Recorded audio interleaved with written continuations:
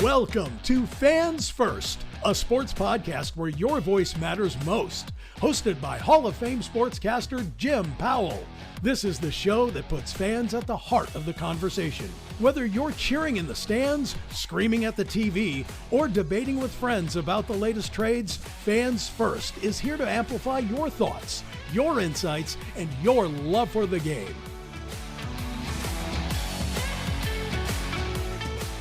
Hello and welcome to another edition of Fans First, a sports podcast. I'm once again your host along with my trusty co-host Tyler Flowers, and we've been joined today by a legendary figure in the sports world. I'm going to give you a few details on him, and you can probably guess who we're talking about. He's a young man that broke into the big leagues in 1988, pitched all the way until 2009, 213 career wins, 165 losses, a 3.33 career ERA, 481 games started, 723 games total, 154 saves, about 3,500 innings pitched, 1.176 career WHIP. I mean, the numbers are just incredible, but the only feat that you really need to know is he's the 1996 Cy Young Award winner, and he's a member of the Major League Baseball, or they call it now the National Baseball Hall of Fame. His name is John Smoltz. Smoltzie, how are you? I'm doing great. Thanks for having me on. We are privileged to have you here and ready to pick your brain because you are always an interesting commentator. You've got good ideas and bad ideas, I'm sure, too, like we all do. Yeah. But we're interested to find out what you think about a number of different topics. I want to start off the top with this golden at-bat rule proposal that's been thrown out by Rob Manfred. How much have you paid attention to that, John? Yeah, I don't think that's got as much traction as people think. But I like the idea for the All-Star game. I think that would be outstanding to have a golden bat where you can have a matchup you're dreaming about that just for one reason or another didn't happen. The All-Star game has changed, just like our game has changed. Guys don't go as long. Obviously, there's a lot of things that go into that. I'm a big believer that if you want to change the game in any facet, like they already did it with the 3 rule changes that have been made, and I knew nobody would balk at it. They pushed back early because we had no action in our game. We had a bunch of basically analytical driven philosophies that slowed our game down. I would be okay if you wanted to get to an incentive idea like that by purposing it with a qualification. In other words, let me give you a crazy idea. Let's say a starting pitcher goes 7 innings. God forbid he goes 7 innings. You get a golden at bat. That's where I would be okay with an idea, incentivizing clubs to change the philosophy of pitching. But if you just throw out an idea of a golden at bat, it's not going to change pitching at all. I would love to tie something with the philosophy of the game that has gone off the rails, and that's pitching and pitching injuries. I would also tie it, let's just say, I said this 4 years ago and they thought I had landed on the moon. I said, why not tie your DH to your starting pitcher? Because that's how you philosophically change the game. If I'm an organization that wants to keep going the way I'm going in the way that I choose to pitch, then you're going to pinch hit 4 times a game, 3 times a game. But if you want a decided advantage over the next club, tie it to your DH. As long as your starter's in the game, you got a DH. There'll be no more openers. There'll be no much, you'll teach your pitchers to do things that we have lost in the game. Interesting ideas. I've read some things where people are saying, well, what does this do to Craig Kimbrell? I mean, he's chasing 500 career saves, and now all of a sudden, every 9th inning, he's going to be facing Aaron Judge or Soto or, some superstar that they can just bring up for a golden at bat. Those guys get extra at bats, may get 120, 130 extra at bats over the course of a season, may change the criteria for, winning an RBI crown, the home run crown, other offensive things. It does have, if they did this, and I agree with you, John, I'm not sure that, I almost feel like I was talking to Tyler earlier that Rob Manfred's just floating some stuff to keep baseball in the papers for the off season. But if they did actually make a dramatic move like that, I mean, there would be ramifications that would shake up the baseball encyclopedia potentially. Yeah, and that's why I don't think it has much traction.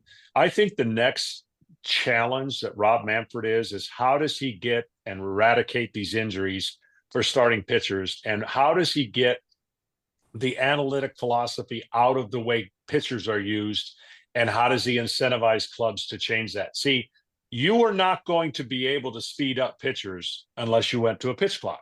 You were not going to be able to have athleticism in the game unless you banned the shift.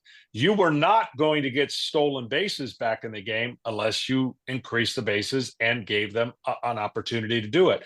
Some clubs are going to do it, some won't. But when you allow clubs to take advantage of the current rules, and just in the area of pitching, too many pitchers on one team, too many moves that you can make, all these things can be shuffled and changed with new rules moving forward that I believe clubs will go, okay, we got Jim Powell. He throws 99 miles an hour.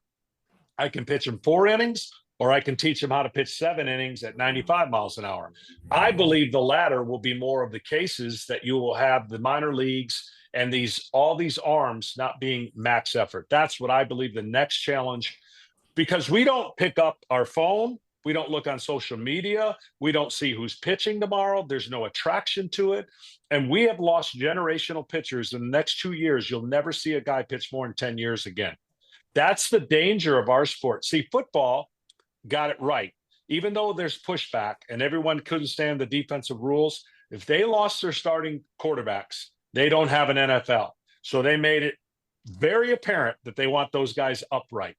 Well, pitchers in the game have become obsolete. And there, I mean, I as a kid couldn't wait to see who's pitching tomorrow.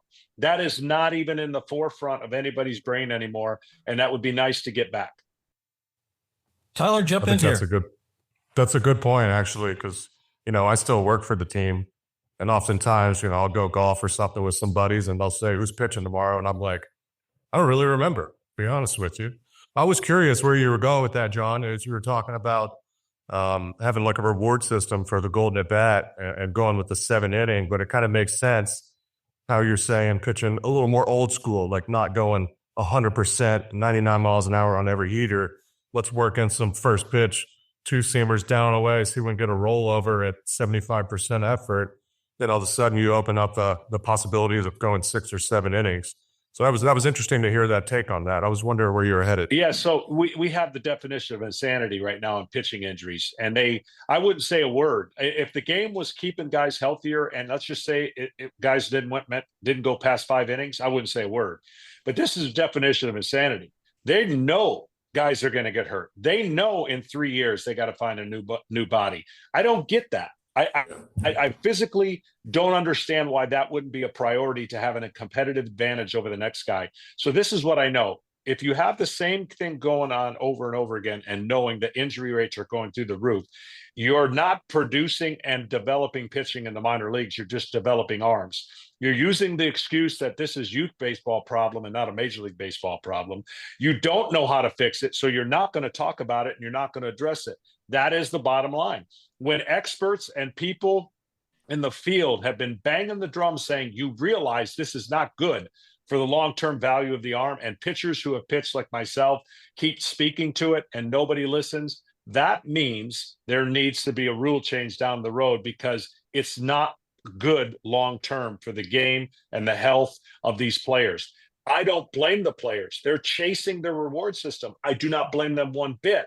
I blame the people that are running the game, knowing this is happening, knowing they can't fix it, and just turning a blind eye to it and saying, next guy up. That's just the way it is. You have any other ideas on how we could encourage them to make some of the changes? I mean, other than, obviously it's monetarily driven right now as far as the business of Major League Baseball and running your organization. And I think there's so much of it that they don't really worry that much, right? Like we have a surplus of arms throughout the minor league system, and we plan on using a ton of those throughout every season, which is kind of sad. But you have any other thoughts or ideas on that? Yeah, and this is where you have to have rule changes, because if you don't make any rule changes and you beg every club, please change the philosophy of pitching, they're going to look at you like, get lost. We've cracked the code. We've cracked the financial code. We've cracked the analytical code. We have mastered run prevention. Hitting is so far behind the development of power and factory arms that there is nothing hitting can do other than analytically try to drive the ball over the fence and put a point on the board, which we know brings in all kinds of other issues. But my point is, if you limit the rosters, now I have to think differently. If I have the luxury of having 13 pitchers, I'm going to have 13 pitchers. But let's say we just change the world and go back to 11 pitchers. Do you think you're going to have guys on the staff that can only go 3 batters? No, you're going to develop it. Yeah, Do you think you're going to allow your starter to just go 5? No, you'll develop it. See, we become addicted to run prevention and the ERAs in the 2.1. It's okay to have a 3.5 ERA and go 7 innings. It's okay to pitch 220 innings and not have a bad year. It's impossible. But when you're emptying the tank every single time, you cannot expect these guys to go 7 innings. You can't expect them to go 210 innings. So it starts with the developmental stage. It starts changing the way you're asking guys to do their job. And I'm telling you, anyone who throws 99, when they get hurt and they have a Tommy John and they can't come back with 99, they're done. They have no feel. They have no understanding of how to pitch at 95. It's like being naked, right? And you're out there going, I don't know how to do it, because you're not teaching that. You're not going to get a guy that breaks down again in the game that doesn't have eye-popping stuff. That's why guys like Bryce Elder, I could give you about 10 examples of quality pitchers that don't have eye-popping stuff, that is a great number 3 or number 4 and will pitch 220 innings. They don't look at them as like, oh man, that's analytically jumping off the board. But when is health going to start being a leverage and start being an asset? Right now, health it's on a scale of 1 to 10, it's a 1, because they can replace it. So to me, rule changes that effectively cause you to think differently. And I think that's how it would do it. I think if you look at the teams that were in the postseason in the past lately, the majority of them, say they had fortunate health, right? And then you look at the teams that maybe get out early and or don't make it. It's like, well, we had a tough break with health throughout the season. I think that's a good point too. Well, what's going to happen is, and I hope I'm wrong. I haven't been wrong yet. Watch all the reliever injuries this next season for the long run that teams made where they pushed them to the brink. Everybody, this is the one thing that makes my skin crawl. As a broadcaster, I hear this all the time. Well, the guys, that team made a long run and, it's the carryover effect. I'm like, really? I went 14 straight years to the postseason. Nobody told me each year that I could have a luxury of not being good the next year. And I think the injury rate that was happening at the starting pitcher is obvious. Everyone forgot about the reliever. The relievers are blowing out at a rate just as much as the starters, because now they're asked to go and pitch every single night. The Los Angeles Dodgers went into the World Series. Their bullpen was the reason they won a World Series, right? It doesn't happen all the time. You look at teams that make their runs. Now, that's what I would have. I'd be concerned about certain guys like that when they've extended themselves and the short recovery, and they know they're going to go to them again. So I'm anxiously looking forward to the future to see how we eradicate all these injuries, because as Jim introduced me, as 21 years in the big leagues, that was a privilege. Guys, the career average length of a baseball, Major League Baseball, is under 3 years now. That has got to change. We were the one sport that, of all the sports, the average career was supposed to be the longest. We got to get back to that. I always pictured Greg Maddux watching these games and seeing another pitcher being let off the mound because he throws 101 miles an hour over and over and over. And I'm thinking Maddux is like, what? These people, he's got to be both laughing and crying at the same time. Like, it's not that hard. You don't have to throw max effort every single time. And if you do, you're going to pay a costly price. It's obvious to all of us. Yeah, we've entered a time, and I think this is not just baseball. We've entered a time with so much information, so much technology, so much knowledge. Nobody goes backwards to go forwards. I haven't been asked a question in 15 years by people that you would think would ask me questions. And we got all the answers now. And they don't want our generation is not going to get any close to this generation of baseball because they are too smart. But I've learned in life that if you ever want to get to the top, You better ask people before you on how they did things and learn and try to get to levels of, nobody's come to me and said, John, how did you pitch 256 innings one year? No one said, hey, you would think management, people in the industry would want to know how certain things were done so they can balance the knowledge, the technology. Guys look like they should be playing football and they're playing baseball. The workouts, the no body fat, the injuries are through the roof. I guess everybody's okay with it, because when you have all the answers, why would you ask any questions? That's a great point. Speaking of insanity in baseball, what about the Soto contract? I mean, it's almost like they've just gone ahead and skipped, a decade or so of his future play, and he's off to the Hall of Fame as the richest man in the history of the game. I mean, I personally was flabbergasted by that contract. Yeah, I mean, there's a lot of things that over the last 10 years, I keep saying we've reached the ceiling, and I keep getting wrong, thinking clubs are we're a copycat league. There's a lot of copycat contracts. He's a generational player, but I don't know that he's a generational player of a 15-year contract that in the last 6 years, you're going to be okay with whatever he gives you. But that's what they had to do to get him. That owner has a lot of money. He wanted to change the landscape of the New York Mets. He has. But I will say this, in fairness, good for every player, right, that makes the money that they earned it. But I'd say that when you talk about Shohei Ohtani and what he can do for a ball club, there are multiple facets that validate that contract. Soto really is a generational offensive player. I don't think you can make that point that he does 3 or 4 other things that impact a club to the degree that Shohei does. He doesn't play elite defense. He doesn't run elite. So he's going to have to change the landscape offensively. His numbers are going to regress. It's a bigger stadium. He is generationally along the lines of what Barry Bonds did in a lineup. Barry Bonds never swinging the bat in his heyday made his lineup better. And that's kind of what Soto is. It took 15 years and a whole lot of money to land him in New York. We'll see how that, if they don't win a championship, I don't know how it gets validated, but we're going to find out. John, thank you so much for coming on with us. We really appreciate your time. My Thanks, pleasure. Smoltzie. We'll do it again. Yep.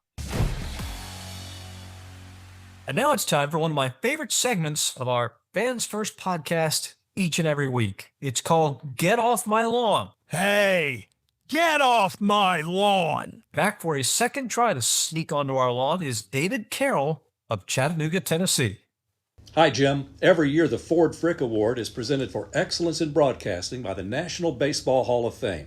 Great idea, right? Well, here's the problem. Think about all the great announcers from the past 100 years. Only 49 have been inducted. All very deserving, but that leaves too many on the outside looking in, including Braves legends Ernie Johnson Sr., Skip Carey, and Pete Van Wieren. They built the Braves radio network, and they attracted tens of millions of fans nationwide on the TBS Superstation, America's team, remember? Well, sadly, all 3 have passed away long before getting nominated, and now they get rejected every year along with other great announcers. So, Hall of Fame, how about a catch-up year so that more deserving broadcasters can get into the Hall? It's only fair to their fans and to their families. Well, David Carroll, you did it again. You've come back for a second try sneaking onto our lawn, and you've made it successfully again. Great comments about the lack of Ford C. Frick Awards among the Atlanta Braves broadcasters. Skip Carey and Pete Van Wieren and Ernie Johnson, they all deserve it to have that honor. And I'm sure they'll get it eventually. Unfortunately, all have passed now, so it's just their families that would enjoy it the most and their fans like us.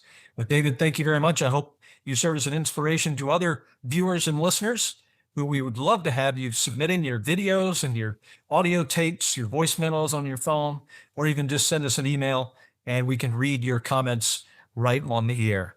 That's our Fans First podcast for today. For Tyler Flowers, this is Jim Powell saying so long, and we'll see you next time on Fans First, a sports podcast. Stay tuned, stay passionate, and keep celebrating the sport you love. Visit us at fansfirstpodcast.com to explore more. Sign up for our newsletter to receive exclusive updates and follow the podcast on social media to join our growing community of sports enthusiasts. Your voice matters to us, so don't hesitate to share your thoughts and connect with fellow fans. See you next time.